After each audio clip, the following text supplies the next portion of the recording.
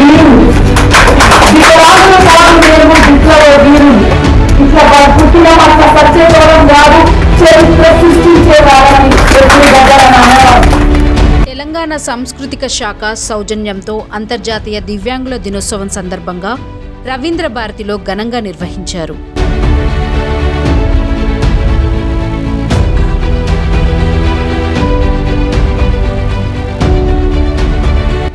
ఈ కార్యక్రమానికి ముఖ్య అతిథిగా తెలంగాణ సాంస్కృతిక సారథి చైర్మన్ గుమ్మడి వెన్నెల జ్యోతి ప్రజ్వలన చేసి ఘనంగా ప్రారంభించారు.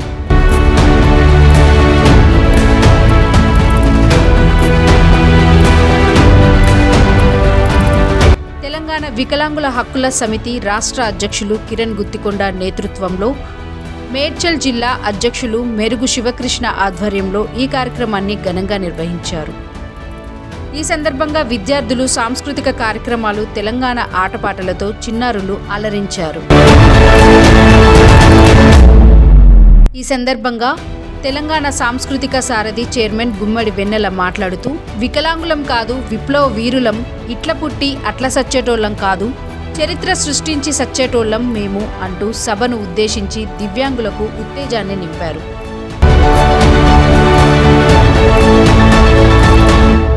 సమాజంలో ప్రతి రంగాల్లో దివ్యాంగులు ఉన్నారని పేర్కొన్నారు. సకలాంగుల కంటే దివ్యాంగులకు అధిక మేధాశక్తి ఉంటుందని అన్నారు. దివ్యాంగులను చట్టసభలో కూడా ఉండాలని, వారి హక్కుల కోసం పోరాటానికి దివ్యాంగుల నుండి కిరణ్ గుత్తికొండ, శ్రీనివాస్ లాంటి వారు చట్టసభల్లో ఉండాలని తెలిపారు. ఏ ఇంట్లో దివ్యాంగులుంటే ఆ ఇంట్లో శుభకార్యాలకు పిలవాలన్నా సంకోచిస్తారని, ఇలాంటి ధోరణి పోవాలి, దివ్యాంగులకు అనేక హక్కులు కల్పించాలని అన్నారు. ఈ యొక్క కార్యక్రమానికి పెద్ద సంఖ్యలో దివ్యాంగులు ఉత్సాహంగా పాల్గొన్నారు. ఈ సందర్భంగా వివిధ రంగాలలో ఉత్తమ సేవలు అందించిన పలువురికి అవార్డులు అందజేశారు. ఈ కార్యక్రమంలో తెలంగాణ వికలాంగుల corporation chairman Muttineni Veeraiah, Helen Keller institute అధినేత ఉమర్ ఖాన్, రవి హిలోరస్ హాస్పిటల్ అధినేత doctor Vijay Bhaskar, KK foundation అధినేత జయలక్ష్మి తదితరులు పాల్గొన్నారు.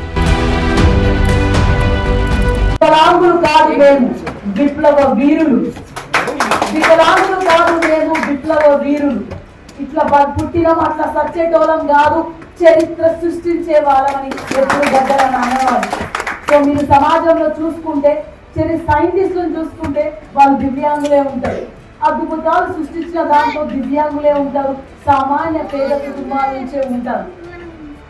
చరిత్ర సృష్టించిన వాళ్ళకు కులం ఉండదు, మతం ఉండదు, ఏ భేదం ఉండదు.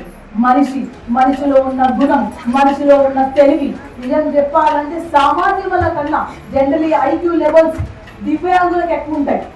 సామాన్యముల కంటే దివ్యాంగులకు ద ఫోర్ క్లాస్టింగ్ థింకింగ్ ఎక్కువ ఉంటుందని చెప్తూ ఉంటారు. సో గద్దరంగా మాటలు మీరందరూ గుర్తు పెట్టుకోవాల్సిన కోరుతున్నాం.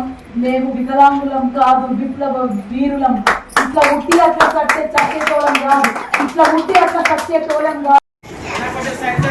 తెలంగాణ వికలాంగుల హక్కుల సాధన సమితి పెద్దలు అన్నగారు కిరణ్ అన్నగారికి ముందుగా వందనాలు. అట్లాగే తమ్ముడు శివ ఎక్కడున్నారో బిజీలో పనిచేస్తున్నాడు. శివ అద్భుతం. జనరల్లీ నాయకులు అనగానే ఏం చేస్తారు, స్టేజ్ ఎక్కి కూర్చొని పనిచేస్తుంటారు. నా తమ్ముడు శివ నేను మొదటి రోజు చూస్తున్నాను, వచ్చినప్పటి నుంచి తను పని చేస్తూనే ఉన్నాడు. అట్లాగే మొన్న వచ్చినప్పటి నుంచి ఈ దగ్గరకు ఒక 20 సార్లు మెసేజ్ పెట్టారు, అక్క వస్తున్నావా అని లొకేషన్, ఫోటో, హాల్ నిండిపోయిందని నాకు అప్డేట్ చేస్తూనే ఉన్నారు. ఇంత మంచి నాయకులు, పని చేసే నాయకులు, మాటలతో కాదు చేతులతో నిరూపించే నాయకులు ఉండడం ఒక అదృష్టం. సో మీ ఇద్దరికి ముందుగా ధన్యవాదాలు. అట్లాగే ఖచ్చితంగా ఈ లిస్ట్ చదవమని అక్క చెప్పింది, అందుకే ముందుగా ఈ లిస్ట్ చదివిన తర్వాతనే వేరేది మాట్లాడదాం. సో కాసామాయి కిష్టయ్య అన్న గారు, బండ జగన్ అన్న గారు, డాక్టర్ విజయ్ భాస్కర్ గారు, నల్గొండ సీనన్న గారు, తర్వాత కుసుమమ్మ గారు, రోజా రాణి గారు, పెద్దగొల్ల నాగార్జున అన్నగారు, కనకబోయిన నాగార్జున గారు, తర్వాత వెంకటన్న గారు, యశోద గోదా గారు, ఇంకా వేదిక మీద ఉన్న పెద్దలకి అందరికీ పేరు పేరున వందనాలు. అట్లాగే వేదికల్లో ఉన్న అన్నలు, తమ్ముళ్ళు, అక్కలు, చెల్లెలకు మీ అందరికీ అంతర్జాతీయ దివ్యాంగుల దినోత్సవ శుభాకాంక్షలు. ముందుగా అంటే 2-3 క్వశ్చన్స్ అడిగారు, అందరూ అన్ని చెప్తూనే ఉన్నారు. ఇందాక అడ్వకేట్ శ్రీదేవి చెల్లి దివ్యశ్రీ చెల్లి గారు ఒకటి చెప్పారు. మొదటిగా ఏంటంటే మన హక్కుల సాధన, మన హక్కులు ఏంటివని తెలుసుకోవాల్సిన బాధ్యత ఎంతగానో ఉంది. ఆ హక్కులు ఏంటివంటే మనకు వచ్చిన ఈ చట్టం ప్రకారము మనల్ని గౌరవప్రదంగా గుర్తించడం, మన గౌరవం మనం దక్కడం. ఇందాక అన్నట్టు మనం అక్కడ దాకా వెళ్తాం, పైకి ఎక్కలేము. అక్కడ నేను ఫీల్ అయిపోతాం. నేను ఏ నల్గొండ నుంచో ఏ ఆంధ్రప్రదేశ్ నుంచో కలెక్టరేట్ ఆఫీస్ దాకా రాగలుగుతా, కానీ అక్కడికి వచ్చిన తర్వాత నన్ను చిడీలు ఎక్కాలంటే నన్ను ఎత్తుకొని పోవడంలో నాకు బాగా అనిపిస్తుంది. సో ప్రభుత్వం ఈ చట్టంలో ఏం చేసిందంటే ఆ స్పేస్ కల్పించాలి. దివ్యాంగులకు ఎవరైనా సరే, ఇప్పుడు 21 మంది వెరైటీ ఉన్న దివ్యాంగులలో ఎవరు వచ్చినా సరే వాళ్ళకు ఆ స్పేస్, ఆ జాగా, వాళ్ళకి కుర్చీలు ఉండాలి, వాళ్ళకి చైర్లు ఉండాలి, వాళ్ళకి వాటర్ ఫెసిలిటీ ఉండాలి, వాళ్ళకి లైట్ ఫెసిలిటీ ఉండాలి, వాళ్ళకి వాష్రూమ్ ఫెసిలిటీ ఉండాలి. వాళ్ళకి ఇవ్వాల్సిన మర్యాద ముందుగానే రెడీ చేసి పెట్టాలి. అదొక హక్కు. అట్లాగే విద్యలో హక్కు. మనకు విద్య కూడా అందరి తోటి విద్యార్థులతో సహా విద్యని ఇవ్వాలి. అది ప్రైవేట్ స్కూల్ కావచ్చు, గవర్నమెంట్ స్కూల్ కావచ్చు, మన జాగా మనకు కేటాయించాలి. పాఠశాలలో చెప్తున్న టీచర్లు కానీ, అక్కడ ఉన్న ఫెసిలిటీస్ కానీ దివ్యాంగులకు సంబంధించిన విధంగా రూపుదిద్దుకోవాలి. అది విద్యకు సంబంధించింది. ఒకసారి మనకు అర్థమవుతుంది, అర్థం కాదు. సో వాళ్ళ కోసం స్పెషల్గా సామాన్యమైన పిల్లలతోని సమానంగా కూర్చిపెట్టి చదివించాలి. అది మన హక్కు. సో మన గవర్నమెంట్ స్కూళ్ళలో హక్కు ఉంది, అట్లాగే ప్రైవేట్ స్కూల్లో కూడా హక్కు ఉందని మనం తెలుసుకోవాలి. ఎవరైనా ప్రైవేట్ స్కూల్లో వంకర్ తింకర్ మాట్లాడితే మన హక్కు గురించి మాట్లాడి కేసు పెడతామని చెప్పాలి. అప్పుడు మన హక్కు గురించి మాట్లాడినప్పుడే ఎవరైనా భయపడతారు. అట్లాగే ఆరోగ్యం సంబంధించింది, వైద్యం సంబంధించింది కూడా మన హక్కు. వైద్యం సంబంధించింది కూడా స్టేట్ గవర్నమెంట్ ఆధ్వర్యంలో, సెంట్రల్ గవర్నమెంట్ ఆధ్వర్యంలో, లోకల్ గవర్నమెంట్ సంబంధించిన గవర్నమెంట్ హాస్పిటల్స్లో కూడా మనకు సపరేట్గా రూములు కేటాయించబడాలి. సపరేట్గా ఇమ్మీడియట్గా డాక్టర్లు తమ బాధ్యతను నిర్వహించాలి, వాళ్ళకి డిస్కౌంట్ ఇవ్వాలి అనేది మన హక్కు, మన చట్టంలో ఉంది. ఇది దీనికి కూడా ఈ హక్కును కూడా మనం తెలుసుకోవాల్సిన బాధ్యత ఎంతగానో ఉంది. ఇంకొకటి ఏమన్నారంటే గౌరవం. మనకి ఇవ్వాల్సిన రెస్పెక్ట్ ఎవరైనా కల్పించాలి. అది ఇంటి నుంచి మొదలుకొని బయట రోడ్డు మీద, మన ఉద్యోగంలో కూడా ఆ స్పేస్ కల్పించాల్సిన బాధ్యత ఉందని ఈ చట్టంలో తెలియజేయబడింది. అందుకే మనం ఎప్పుడు ధైర్యం వస్తుంది మనకంటే మన చట్టం గురించి, మన హక్కు గురించి మనం తెలుసుకుంటే మనకు ఖచ్చితంగా ధైర్యం వస్తుందని తెలియజేస్తూ అన్న 2-3 ప్రశ్నలు అడిగారు. తెలంగాణ సాంస్కృతిక సారథిలో మాకు చాలా తక్కువ మంది దివ్యాంగులు ఉన్నారు అప్పుడున్న పరిస్థితిలో. ఎందుకంటే సాంస్కృతిక సారథిలో పల్లె వెళ్ళాలి. ఒక 200 కిలోమీటర్లు, 300 కిలోమీటర్లు, 400 కిలోమీటర్లు ఊరూర పయనించి పాటలు పాడి రావాలి.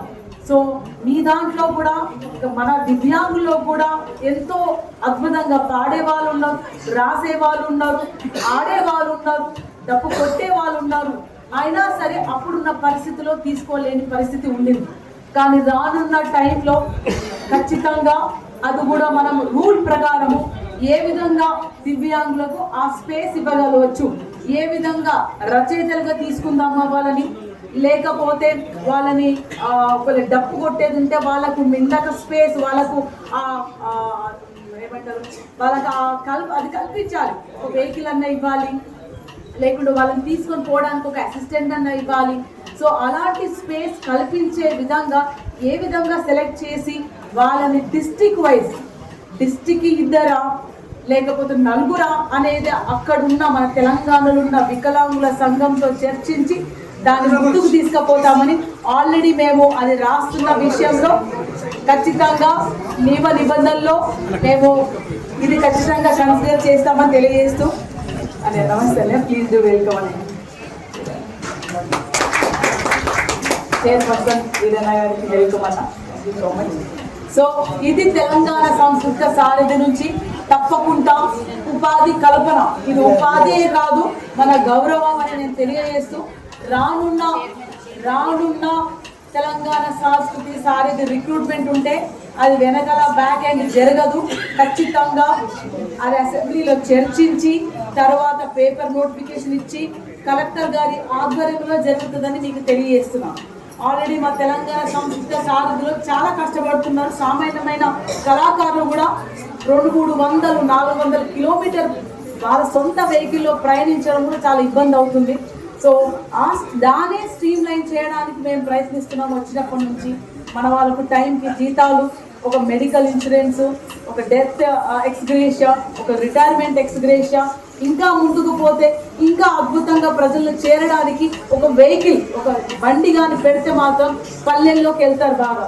సో ఆ ప్రతిపాదన ఉన్నప్పుడు తప్పకుండా మేము రాసుకుందామన్నా, అంటే నెక్స్ట్ రిక్రూట్మెంట్ రూల్ ప్రకారం ఎలా జరగాలని మేము రాసి అది ఇంకా మన ప్రభుత్వానికి సమర్పించలేదు. వాళ్ళు మమ్మల్ని అడిగినప్పుడు తప్పకుండా చేస్తామని నేను ఈ వేదిక మీద తెలియజేస్తున్నాను.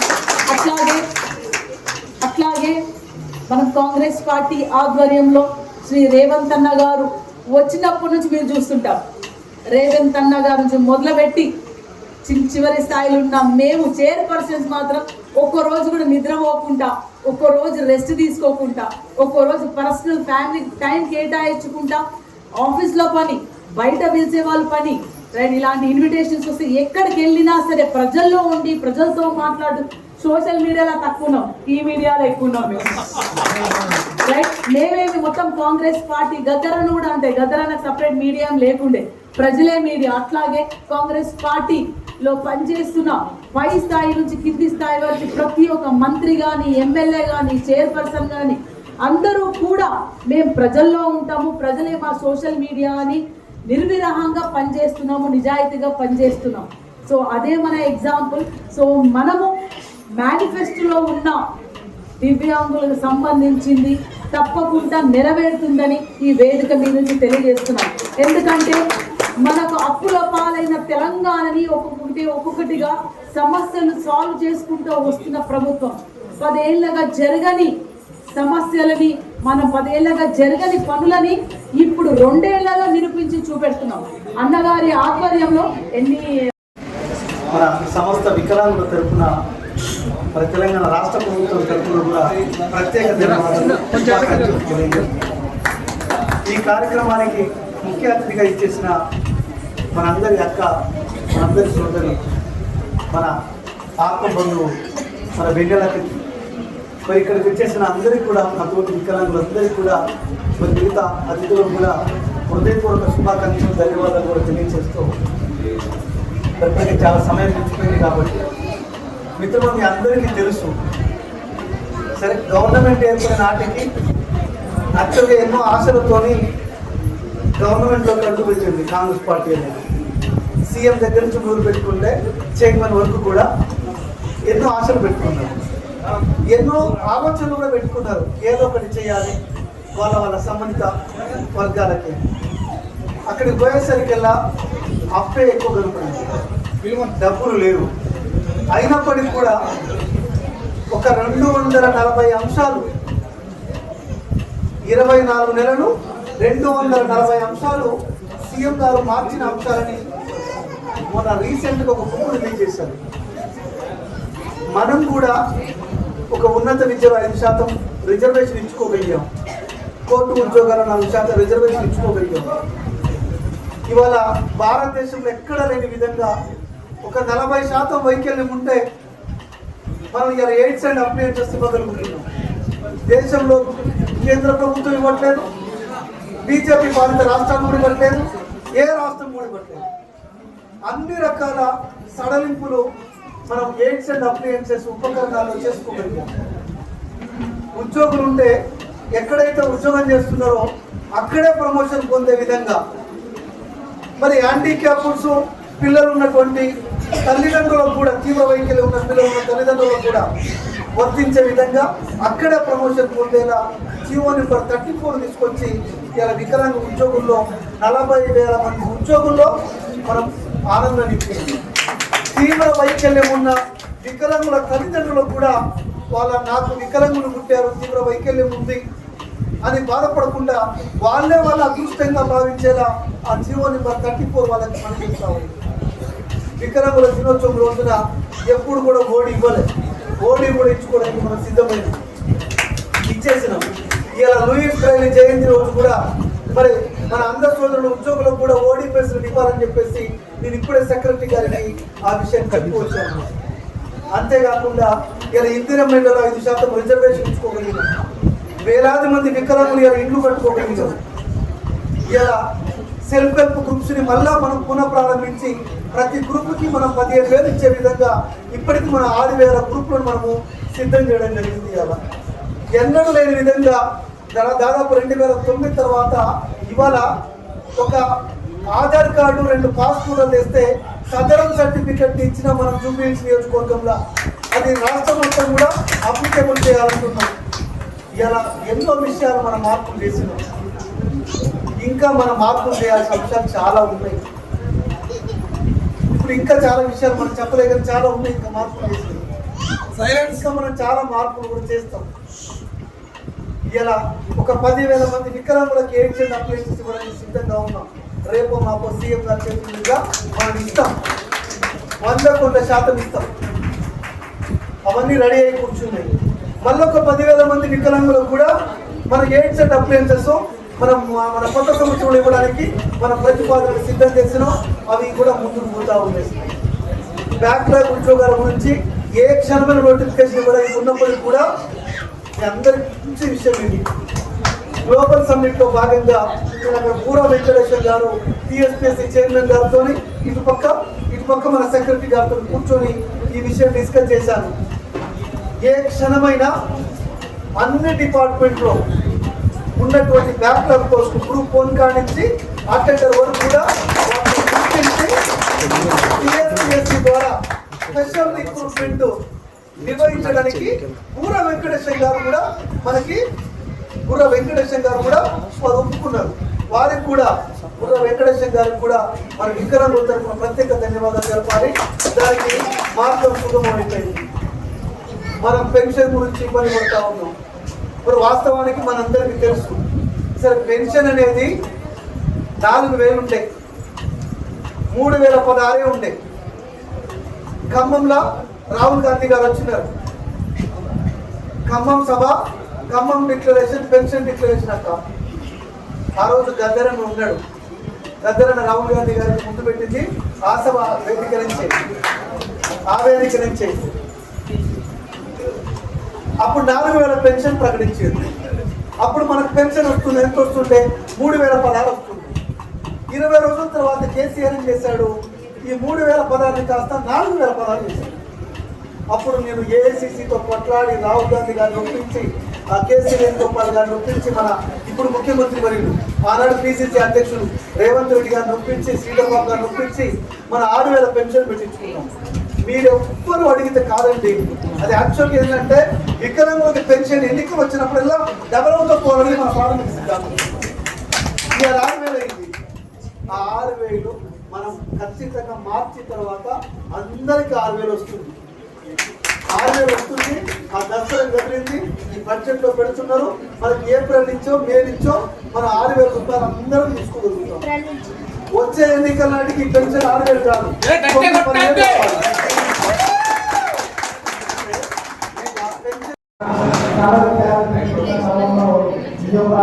దాన్ని మిగతా సంఘాలను మనం చూసుకుంటూ ఉంటే ప్రతిదీ ఏంటంటే అది ఏమైనా కూడా తీసుకున్నాడు మిమ్మల్ని ఉన్నది.